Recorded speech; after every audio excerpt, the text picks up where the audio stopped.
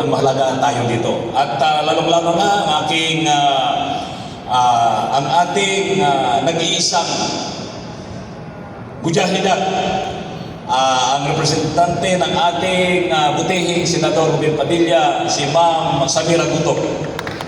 Ito po ang ating masigasig na naninindigan, hindi lang sa kababaihan, kundi sa ating lahat ng mga bangsamoro. Ating palakpakan ang ating kapatid si Ma'am Samira Gutok. At ako po ay nagpapasalamat sa ating mga kasamahan, no? Ang ating SPAM Regional President na bumuo sa pagtitipong ito, at the same time siya po ang ating Executive Secretary, si Engineer Omar Banaag. Sana po si brother, wala po dito siguro, busy. Yes. And of course, sa ating advisor ng SPAM, si Brigadier General Mazgali Mukarram, retired, at ang ating national spokesperson and at the same time Vice President for External Affairs, Ustad Kamar Sabdullah, at sa inyong lahat, mga regional president, hindi na po kayo isa-isahin po, mga SPAM officers, members, again, Assalamualaikum warahmatullahi wabarakatuh. Kadagdagan po sa pinalabas kanina, no? In fact, sayang, umalis na sila. Ang dami sanang tanong. Pero sabi ko, hintayin nyo na lang ako sa yan, ma'am. Malalaman nyo mamaya ang history kung paano nabuo ang Salam Police Advocacy Group. Pero unfortunately, nawala na po sila. Sayang, hindi nila narinig. Kasi marami po, hindi lang sa mga non-Muslims, lalong-lalo na sa mga kamusliman. At with due respect sa ating mga kapulisan, ay kunti lang ang nalalaman nila. Ano ba ito? Kahit sa Police Center, ha? Yung pinalabas kanina, nabuo under LOI mula pa noong 2004. Under LOI 1004. Ngayon, 2024 na, more or less 20 years ago. Bakit? Hindi pa masyadong na intindihan ng lahat. Hindi lang kapulisan, hindi lang Muslim community, lalong-lalo na yung mga hindi Muslim. Na kung saan ang layunin nito ay napakaganda talaga. Napakaganda sana kung maintindihan ng lahat. Kaya sa tuwing nagkakaroon kami ng orientation, buong barangay, nasubukan ko po ito. Kami sa Oriental, regardless of religion, mga Christian, mga barangay captain, nung maintindihan nila at naunawaan nila ang layunin ng Salam Police Advocacy Group, nagpamember po sila, sumama sa orientation. Mashallah. So, nakakalungkot for 20 years, naging compliance lang po ang Salam Police. Bakit po? Due to the limited information. Nais ko lang po itong isalaysay sa inyo para magkaintindihan from the bottom of my heart. Kasi ako mismo naintindihan ko, ngayon na lang bago. For 20 years. Imagine, nakikita ko na may Salam Police. Compliance lang kasi wala nagpapaliwanag. In fact, ngayon lang tayo nagkaroon ng first summit mula na buo itong Salam Police Center. So, yun po. Bakit? Due to the limited information, hindi masyado naiintindihan ng lahat na napakaganda ang layunin ng Salam Police Center kung bakit nabuo. First, in order to bridge understanding between the PNP and the Muslim community and all government enforcers. Yun. Pangalawa, in order, ito ang napakaganda. Kahit hindi pa tayo Salam Police, ginagawa na po nito ng ating mga daiya, ating mga duat. In order to correct the misconception, the misinformations, and the misrepresentations of the so-called Muslim in Islam. Ginagawa na po nito ng mga daiya natin, kaya nagpapaliwanag tayo ng Islam. Upang ituwid ang mga maling haka-haka, mga maling impormasyon na pinakalat nila, lalong-lalo na itong mga bias na media natin, na halos i-associate nila ang Muslim sa mga terorista. Kung may banbas, ganun na lang. At upang makatulong sa ating mga kapulisan, to educate them about the religious and cultural sensitivity. Maiwasan yung mga hidwaan. Kahit pagkasama, pulis, ay hindi nakakaintindihan. Tingnan nyo yung nakakalungkot nangyari sa Taguig. Kapwa pulis nagparilan. Why? Dahil nga kulang na kulang. Walang nagpapaliwanag tulad ganito. Pangatlo, and above all, in order to assist our PNP in preventing and countering violent extremism. Mali po sa kanilang haka-haka na ang mga Muslim ay sumusuporta sa mga terorista. Dahil nananahimik lang po ang mga Muslim din, akala nila silent means yes. Takot lang. Dahil ang mga Muslim community leaders ay helpless po dito. Hindi po ito pwede magsigaw-sigaw kasi babalikan tayo ng mga tao na yan. Walang suporta sa atin, sa ating mga kapulisan. Sino ba tayo? Kaya maraming Muslim organization, sad to inform you na bihira lang ang gumagawa tulad ng ginagawa ng mga Salam Police Advocacy Group. Ano po yun? Yun na ang paksa ko ngayon. Bilang isang Muslim, it is our religious obligation to enjoin what is right and forbid what is wrong. Kahit hindi pa tayo spag, kung tutusin, pulis na tayo ng Allah. Dahil ipinag-utos po yan sa atin sa Quran chapter 3 verse 104. Anong sabi ng Allah subhanahu wa ta'ala?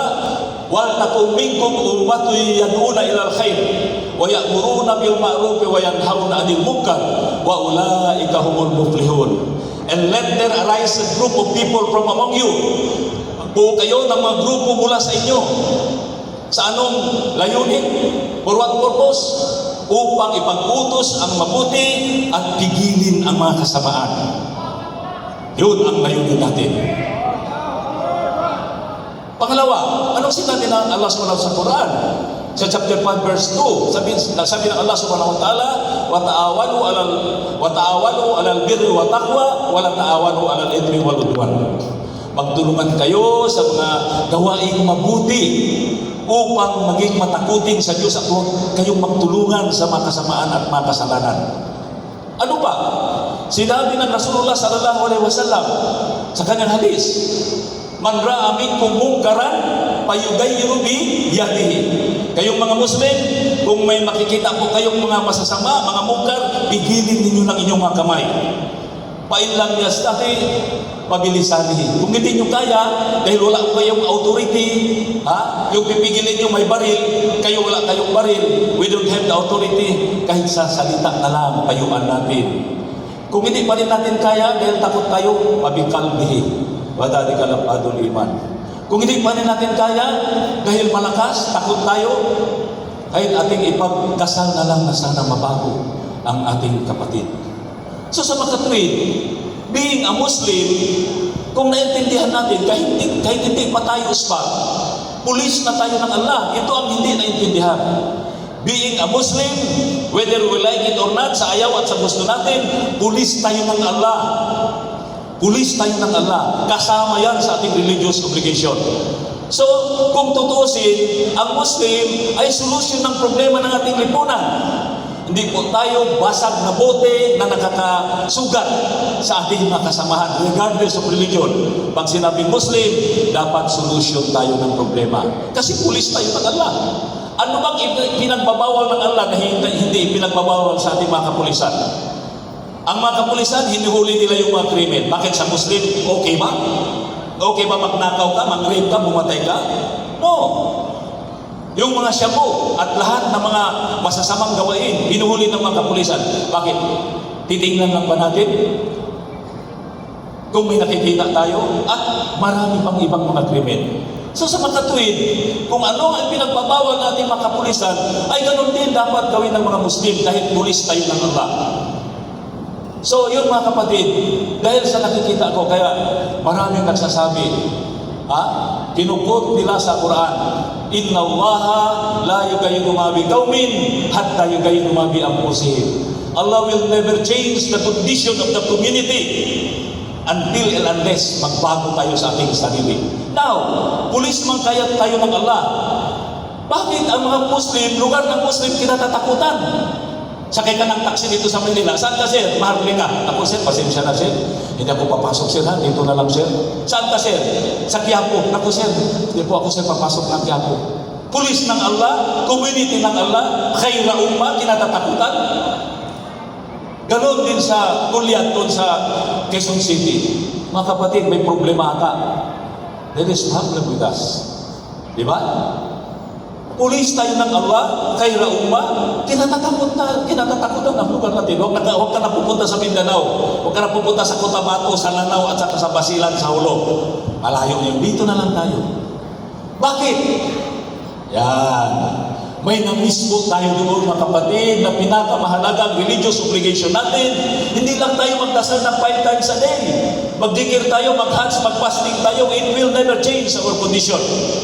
Until mag-involve po tayo to enjoy what is right and forbid what is wrong, maging pulis ng Allah. Yun ang maaaring makapagbago ng ating lipunan.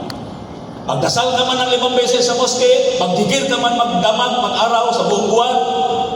Kung pababayaan mo lang ang mga krimen, close eyes lang tayo, wala tayong pakialam, hindi tayo maging pulis ng Allah, ganun pa rin. Kaya hindi nagbabago. Naalala niyo ba, may hadis, yung sa kapanahonan ni Prophet Lut, kung sa Bible, yung sa Sodom and Gomorrah, yung sumubra na yung mga kalaswaan. Kaya inutusan na ng Allah. Sa Bible, biblical din ito, nangyayari. Inutusan ng Allah ang Angel Gabriel na taubin. Itaob yung lipunan na yun dahil sobra na ang kalaswaan, babae sa babae. Nangyari na, lalaki sa lalaki. It is biblical and it is in the Quran. Gusto ipataob ng Allah, inutusan si Angel Gabriel. Bumalik ang Angel Gabriel. Ya Allah, hindi ko kaya taubin. Bakit? Dahil mayroon kang alipin doon na nag-aalaala pa rin sa iyo, nagtitigil sa iyo. Anong sinabi ng Allah? Bumalik ka doon, Angel Gabriel. Tingnan mo ang kanyang pagmumukha. Kung wala siyang pakialam sa paligid ng kanyang palibot na nangyayari, hindi man lang pumula ang kanyang mukha sa galit, isali mo siya, itaob. So sa mga kapatid, useless ang pagdadasal natin, ang pagdidikir natin, kung pinababayaan natin ang ating lipunan kahit anong nangyayari. Kaya hindi nagbabago. So, pasalamat tayo sa ating pamahalaan. Binigyan tayo ng pagkakataon dahil sa pangyayari, siguro kagustuhan ng Allah, binigyan tayo ng Salam Police Center. Dito na po, ang Salam Police Center, pinangunahan ng ating Chief, Colonel Mandanuari. Siya po ang ating hepe ngayon at lalong pinaigting at pinaganda niya ang nagawa ng former chief ng Salam Police Center, Mazgani Mukarram. For 20 years, naging compliance lang po. Bakit? Walang nagsumikap na upang ipaalam at isagawa, ipamukha ang layunin ng Salam Police na ito. Bakit po? Dahil nagkaroon ng misconception. Nais ko lang po ito talakayin. Sa mga Muslim kapulisan, mismo Muslim policemen, with due respect lang sa ating mga kapatid na mga Muslim, ayaw nila magpa-assign sa PNCO. Ayaw nila magpa-assign sa PNCO. Bakit? Sir, dagdag trabaho lang yan, sir. Multitasking lang yan, sir. Hindi naman natin, wala namang dagdag kita yan, sir. Pupunta ka pa lang doon, picture-picture ka lang sa masjid, tapos gawa ka pa ng report. Ayaw ko yan, sir, magpa-assign. Kaya maraming mga Muslim area at saka mga Christian area, ang PNCO, mga Christian kapatid natin. Kaya sabi ko, itong orientation ay dapat malaman ng ating kapulisan kasi alam naman po natin na come and go sila, there will be a time na pwede sila maging PNCO. So yun, sa Muslim community side din, wala ding pakialam dahil bakit tayo magpulis-pulisan yan? Bata-bata lang tayo ng pulis, ustad ako, professional ako, magmamarsyaling lang ako, imam ako, bahala na kayo dyan. Baka mamaya, gawin lang tayo intel dyan, galit sa atin itong mga rebelde, baka mamaya babalikan tayo. So there was no cooperation. Because of this misinformation, understanding, hindi nila naintindihan. Kung saan, napakaganda sana ang layunin nito. Imagine, inuulit ko, hindi pa tayo Salam Police, ginagawa na natin ang gawain ng Salam Police, mga brothers. Kaya nung umupo, si General Mazgani Mukarram retired, siya po ang naintindihan po niya at doon po inayos niya in order to accommodate our imam, ustads, and the professionals. Pinalitan po niya ang pangalan ng Salam Police Force Multipliers into Salam Police Advocacy Group. Mayroon pong memorandum dyan si General Sermonia in connection to that, na abolish na ang Salam Police Force Multipliers and he changed it into Salam Police Advocacy Group. Bakit? Dahil sa kakulangan ng ating mga kapulisan, kailangan natin silang suportahan, lalong-lalo na ang ating Salam Police Center. Iilan lang po sila doon. Alam po natin, hindi po, wala pa silang budget kuminsan. Oo, kaya dahil sa magandang layunin, kailangan natin silang matulungan. Kaya nabuo ang Salam Police Advocacy Group upang maiparating natin ang advokasya ng Salam Police Center. Tayo po yun ang tagapagsalita para sa kanila. Yun ang ating layunin kung saan napakaganda. Ngayon, lalong pinainting ng ating Chief Manang Muarif dahil ginawa niyang partner at sinabi niya wala siyang kikilalanin na ibang organisasyon na under sa Salam Police Center maliban sa Salam Police Advocacy Group. Palakpakan po natin ang ating hepe. Alhamdulillah Rabbil Alamin. Kaya hindi tayo pwede lagyan ng hindi Muslim. Pasalamatan natin ang ating butihing senador Robin Padilla. Dahil sa kanya, kung hindi sa kanya, ay lalagyan tayo ng hipi dyan sa Salam Police Center na hindi Muslim. Paano niya ipaliwanag yung mga layunin na napakaganda?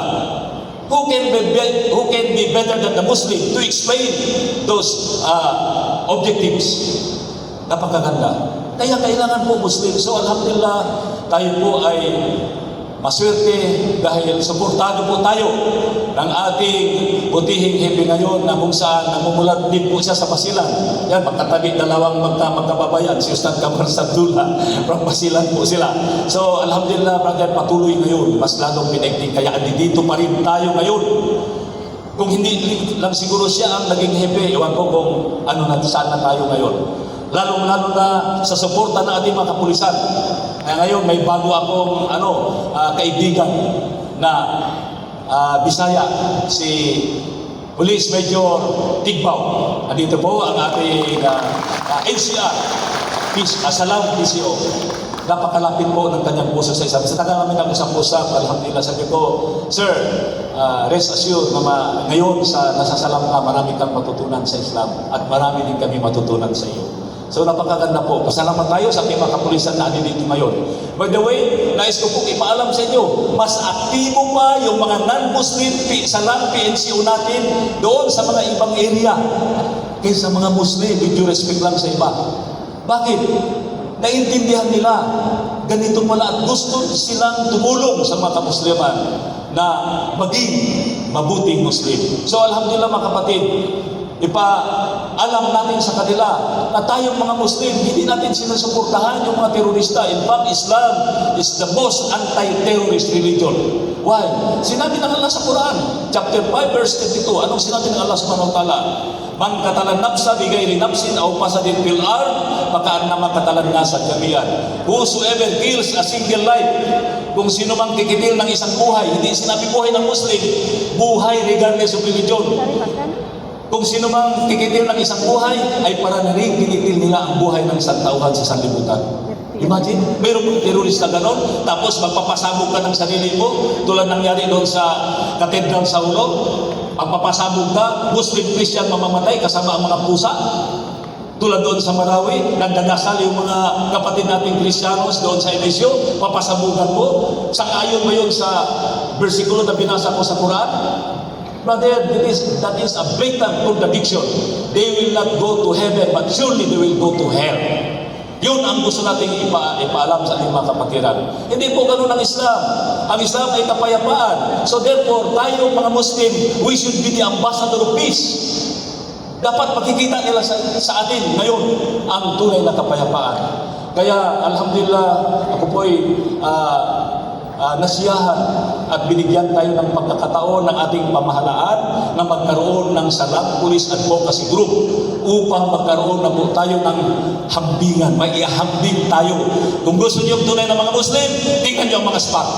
Yun ang gusto nating marinig. Inshallah. Takbir! Takbir! Takbir! Mashallah, mga pulis tayo ng Allah, mga kapatid. Kaya, kung hindi ito ibadah, sa tanda na natin ito, huwag na tayo, brother, mag-aksaya ng ating panahon. Matanda na tayo, pero dahil ibadah natin ito, nais natin magsilbi sa ganitong paraan na kung saan walang grupo gumagawa ng ganito, maliban sa SPAC dahil suportado na tayo ng ating kapulisan. Takot pa ba tayo sa krimen? Kasama natin ating mga kapulisan. Kaya ang mga SPAC ngayon, makikita niyo sa page natin, gumagawa na ng mga outpost.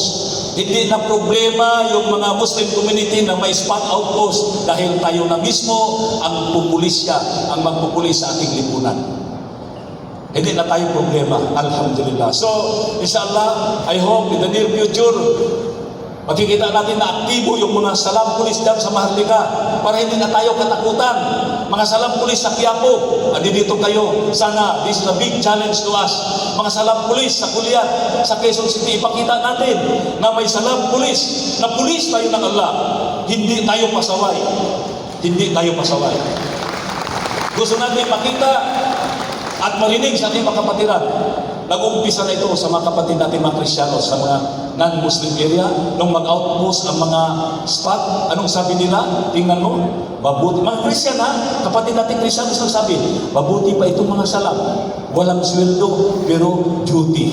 Hindi nila iniiwanan ang outpost nila. Pero itong mga CBOs natin, na kapag wala si Kapitan, walang mag-duty kahit isang tao. May salarian. Mashallah. Palakpakan natin mga kapatid, ating mga kasamahan at sarili. Yes! Ganun tayo ang salam. Dala-dala natin ang pangalan ng Allah subhanahu wa ta'ala. Matakot tayo sa Allah. We are being the name of Allah in our back. Ang sifat ng Allah, As-salamu mu'minun al-muhayminul ajidul jabbarul mutakabbir. Pangalan ng Allah, mga kapatid, pangalagaan natin po ito. So sana, Ma'am Samira, makarating ito kay sa ating kagalang-galang na senador. Matagal na po siya, inimbitahan namin 3 times na po. Isa po siya sa founder. Isa po siya sa dahilan bakit natatag itong Salam Police Advocacy Group at Salam Police Center. Kaya sayang, hindi niya alam. Andito na yung mga binuo nila. Andito na yung binuo niya. Kaya nung sinabi niya sa Senado, siya daw si Andres Bonifacio, isang katipundero, kahit walang sundalo. Andito na, ma'am, ang kanyang mga sundalo. Pero hindi siya si Andres Bonifacio. Bakit? Andres Bonifacio ay hindi niya sinama ang Bangsamoro. Si Andres Bonifacio na katipunero, gumawa ng bandila ng Pilipinas. Tingnan nyo, ano lang yan? 8 lang yan. 8 races of the sun symbolizes the 8 provinces fought against the Spaniards. Ang tanong, saan dyan ang Bangsamoro? Andyan ba? Andyan wala? Wala. Yes. So hindi siya si Bonifacio. Siya ang bagong lapu-lapu ng Bangsamoro. Sana mapagbigyan niya sa mga ibang pagkakataon na pagkadaupang palad po niya, mga SPAC, ma'am. Dito na po kami.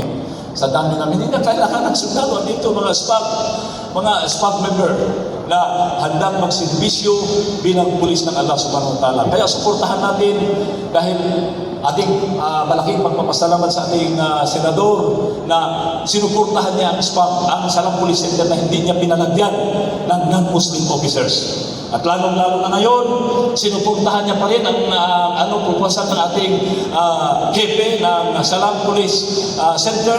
Sana magkakaroon ng mas mabuting pagkakataon. Hindi ko na lang babanggitin. Sana siya na lang siguro magbabanggit nito. Inshallah ta'ala, nakikita ko ang liwanag ng Salam Police Center kasama ang Salam Police Advocacy Group sa pag-unlad ng ating organisasyon alang-alang sa Allah subhanahu wa ta'ala. Hanggang dito na lamang po. Maraming salamat. Alhamdulillah. Assalamualaikum warahmatullahi wabarakatuh.